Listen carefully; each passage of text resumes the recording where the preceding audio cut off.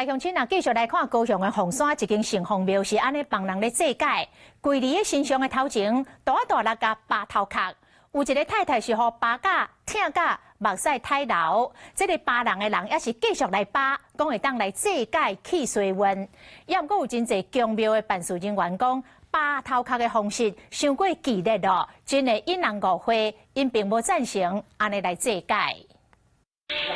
这个混人人规个徛伫边的人熊熊甲扒几下下连续的动作，佮扒袂细下，看到这个画面拢感觉会疼。这个混人人嘛哭出声。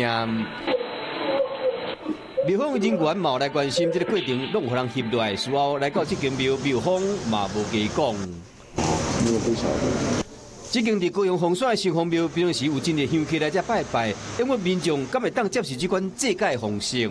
我无法度接受，我无爱啥物扒头壳啥，我是虔诚来城隍爷公家拜拜安尼尔。你要做是要希望这个人会好，每个去甲动伊的身躯啊。如果要做到什么，我们可以建议他到医院啊。不过另外一间龙山市去问庙方人员讲，这个混人应该是想要祭改，还是要消灾解厄？是讲这款扒头的手段无妥当。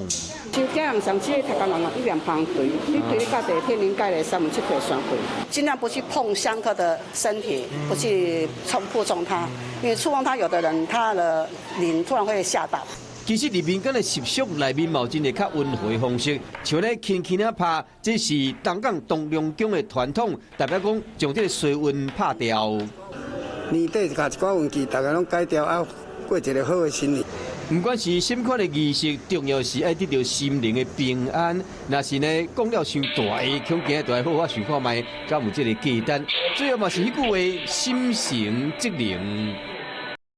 Hello， 大家好，我是乃瑜，要教给大家2个任务。第一个，华视新闻的脸书专页，你按赞了吗？还有华视新闻的 YouTube 频道，赶紧订阅起来，还要记得按赞，开启小铃铛哦。